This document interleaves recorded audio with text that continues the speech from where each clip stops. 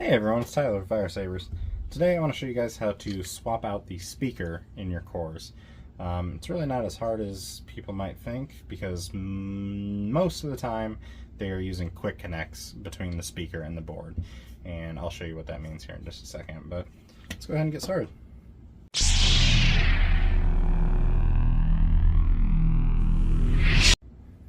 Alright, so the first thing we're going to want to do, so your old speaker, maybe it's crackly, maybe you just want to upgrade to the Smuggler Outpost speaker. We sell the Smuggler Outpost speakers, and then we also have the basic, just the generic LGT branded speakers. First thing you're going to want to do, go ahead and pop out your battery. Okay, so now we got to get this lid off. So the chassis is separated into two separate pieces, and we're going to remove the lid by taking this screw off and also this screw right here. You don't have to take it all the way out, you just back it off enough so that it comes off. So now you can just really carefully take your lid off, and that gives you access to everything here. Now you can see this speaker has a quick connect, so we're just going to go ahead and unplug this one. It's a little bit tangled up in there. So yours will most likely have a quick connect. LGT's been using quick connects pretty much for everything speaker-wise for at least the past year and a half. So if yours doesn't have a quick connect, then you probably have an older version. And that's fine, you could still make this work. So like if you were to clip this off right here, you could solder it directly to the board, which is under here. But you shouldn't have to do that. That's a whole nother video right there in itself. But basically, it's as easy as that. Like you just unplug it, okay? So we're gonna go ahead and set that one off to the side. Now you're gonna have some old hot glue in here where it was holding the speaker. It's easiest to just get that out of there versus heating it up and trying to reuse it. I've tried doing that before and it doesn't really work so good. It makes a mess, and it's easier to just get rid of the old glue and then put a new strip of glue in there. So let's go ahead and crack open. We're using a Smuggler Outpost speaker for this upgrade. We sell this in a couple of variations. So we have one that's just the speaker. So I've already soldered on the quick connects to this one. But if you know how to do that and you want to save $5, you can go ahead and buy the version where it's just straight up DIY. Or we'll wire it up for you so that literally all you have to do is just plug it in. And then we've also got a version where you pay a little bit more and then we'll do this part for you. But it's really nothing hard. So we'll pull that out. Now we're just going to go ahead and plug it in. The wires will match, so you'll have red to red and black to black. It won't snap in if you have it upside down, so don't force it. If it's not going, it's because something's not right. Okay, so you can twist this up just a little bit, just to kind of save a little space in there, keep those wires together.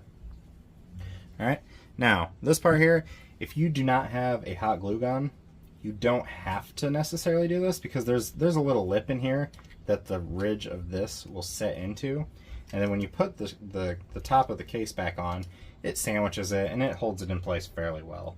So I highly recommend that you do glue it down, but if you don't have a hot glue gun, you don't need to go out and buy one, although you should.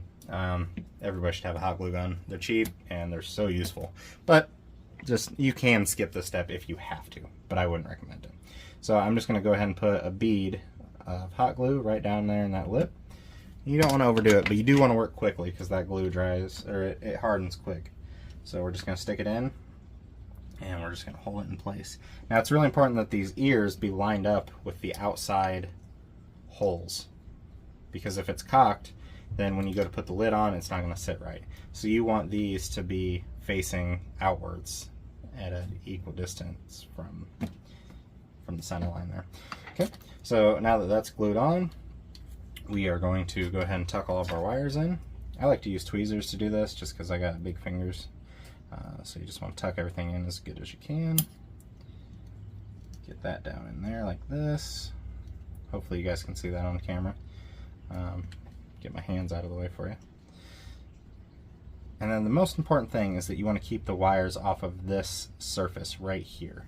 Because if you look at the bottom of our chassis top lid, right here, this little, I don't know what you would call that, it's like a nub, is going to mate with this flat piece right here. So you don't want any wires to be in between there, or you're going to pinch your wires, and then when you put a screw through it, you're going to very likely sever your wires. So I'm just kind of doing some wire management here. We're just making sure that this is tucked in, nothing's on the surface. That all looks pretty good. Okay, so put the lid back on. We're just going to be very careful. Same thing up here. You want to make sure there's no wires sitting on top of that, so they want to be tucked down into that little channel. I always start with the top first, and if you squeeze it together, there shouldn't really be much of a gap here. That tells me that's sitting flush. If it's just not sitting flush for some reason, take it back off, double check it again, because you more than likely, that means you have a wire or something in there that shouldn't be there. So I hold on to the lid from the bottom side and I pull it tight, and then I'm going to come in here with my Allen wrench and just going to really carefully screw this back on. You do not want to over tighten this. These are just plastic chassis, and if you really crank on it, you're just going to strip out the plastic. So just go until it gets snug and then you're done. Okay, and on the back side here, it's going to be the same drill. See how it sticks up a little bit there, but then when we pull it together, everything sits nice and flush. That tells me my wires are out of the way, so we're good to go here. If it doesn't sit down into place, again, take it off, check your wire management, make sure everything's seated the way it needs to be. Otherwise, you're going to have problems later. So we'll just do the same thing here. I'm holding it together as I tighten this down. And boom. There we go. We're in. Everything looks good. Let's go ahead and pop a battery in it and give it a test. Boom. Listen to that puppy roar. So there you have it. It's really easy to swap these out, especially with those quick connects.